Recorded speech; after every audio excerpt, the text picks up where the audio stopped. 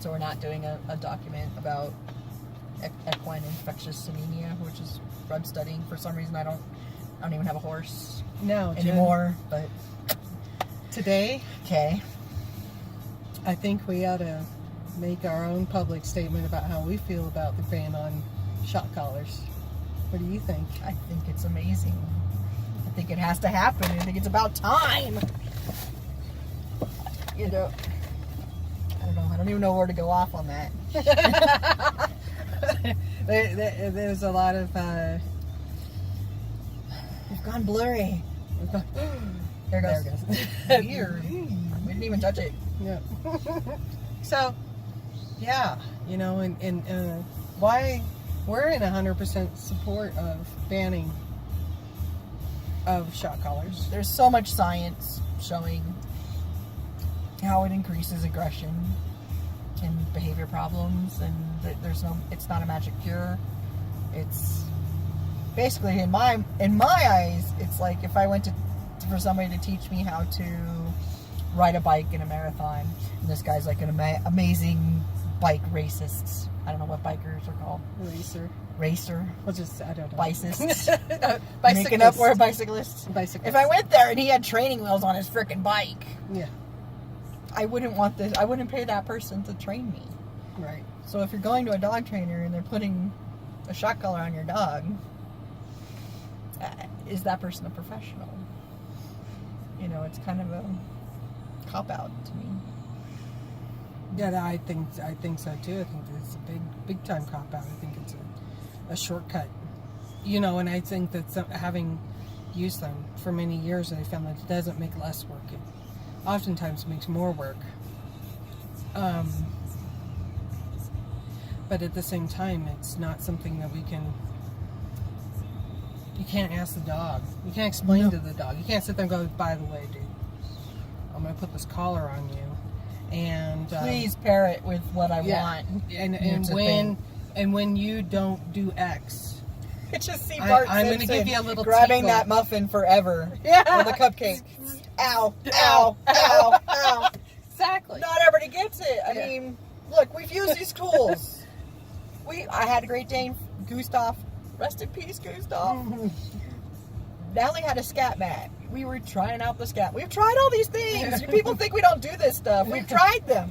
We put it on the floor. My Dane stood on it and went, something's uncomfortable. Yeah. We had to push him off of it. And I can tell you that thing hurt. It hurt. We got stung way more than any dog. It's really really long compared to a dog. And not only did her dog Gustav just stand there and look at us like something weird is happening, but I don't know where this is coming from. But my deaf blind dog learned how to jump over it. And there's a video going around right now where someone has like 5 of them, and a beagle's going and grabbing a corner and moving them. Yes, like, he's moving. You know. So if it isn't, it's not stopping a behavior. Then what is it? And if it is stopping a behavior, how is it doing that? Right. And I love the argument of it saves dogs, you know, dogs that would have otherwise we work with dogs all the time, by the way, that are crazy. Right. And I'm working with a pit bull right now that's bigger than me. You know, and I can't imagine putting that on him and hoping he doesn't take it a different way. Doesn't take it personally. Doesn't, become, a different dog, doesn't change his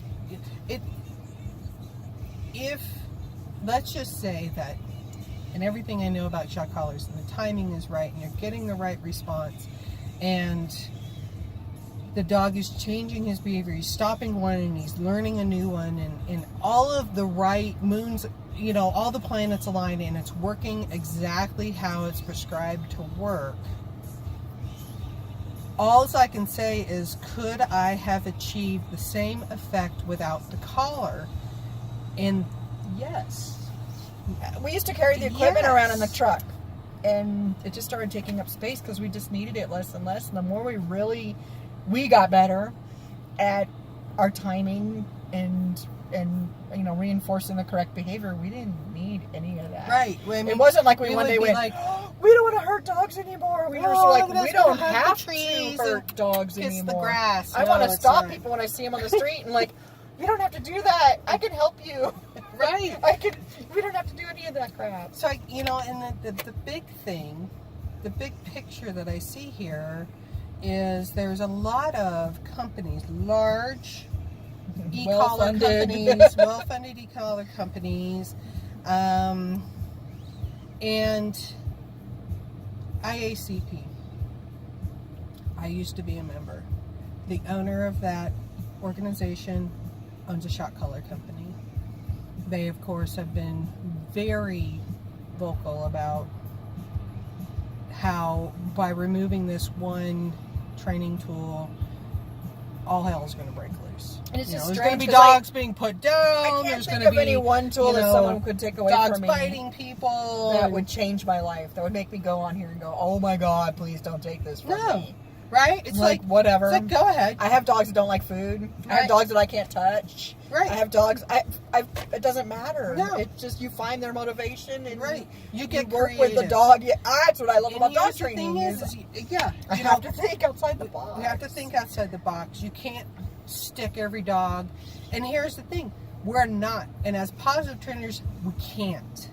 We cannot put every dog in the same category. Nope. We cannot train every single dog the same way, and that requires us to be more creative and to have a much deeper understanding of dog behavioral sciences and learning method than if I was to say, okay, I'm a trainer. Every time I go out to a dog, I'm going to put him on a shock collar. I'm going to teach him sit down, stay, come, heel, which are all tricks. And then I'm going to hand a remote over to his owner. And then I'm going to say, when the dog doesn't do the things that I just taught him to do, you give him a little shocky shock. And then the dog goes, oh yeah, I forgot. I'll do that now. And so then, then the owner goes, well, I wonder. Okay, the dog isn't coming to me. Oh, where's my shocky shock? All of a sudden, it just sounds great because it makes everybody feel like they have this remote control dog with this invisible leash that they can be like, whoa, look how much control I have over my dog. He's way over there and I can make him come to me. And I'm watching, we saw that we had a lady, it was, we were working with this one client. We had her mom come over, and her dog had been trained by a different trainer who used a shock collar.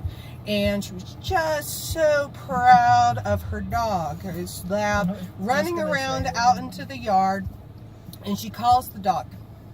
Now the dog is sitting there, he's sniffing. He's just sniffing in the grass.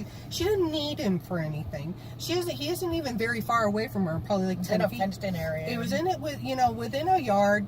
He wasn't going anywhere. She calls his name. Nose doesn't even come out of the grass. His ear doesn't even flick. Doesn't even flick. He didn't even. I'm like, is this the dog's name? So then she says his name again. Then I hear the collar go beep, beep, beep, beep. And then he gets up and comes to her. Now, what was the dog coming to? He was coming to a beep. Yeah. He wasn't coming to his name. He's like, my name's Beep Beep Beep. His name Beep Beep Beep. His name isn't George. So the thing is that she didn't teach the dog to come to her. She taught the dog that until he hears those beeps, he doesn't have to do anything. And when he hears those beeps, he's got to go running over to her. And then she's like, oh, what a good boy. But that's not positive reinforcement. That's a threat. She threatened the dog with a shock, come to me or else. Well, how many shock collars do I see the minute it's off? I mean, my neighbor, we came home the other day.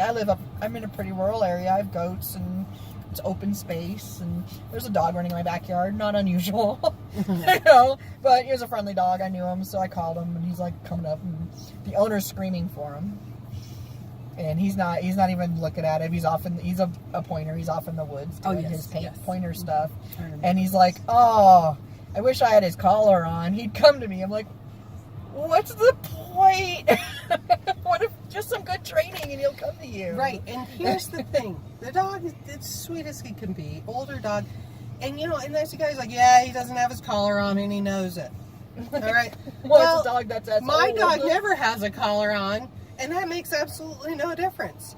It doesn't make a difference if he has a collar on and he's chasing a rabbit, or he has his collar on and we're going for a walk in the park. No collar doesn't mean no response. It just means, you train a dog to respond to cues because it's fun, because they enjoy it, because you've taught them, you know, using what motivates them. But I'm the bubble of awesome. I just teach them that they want to be in my bubble. I'm so cool. My dogs where can't all stay the away crap from me. Yeah, right? happens here. Unless Jen's around.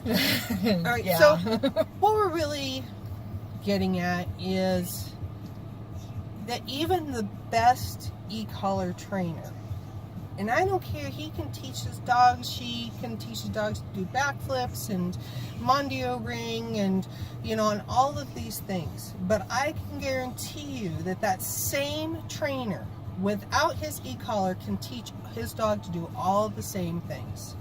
So taking e-collars out of the equation doesn't hurt We're just anybody. saying, come to the good side.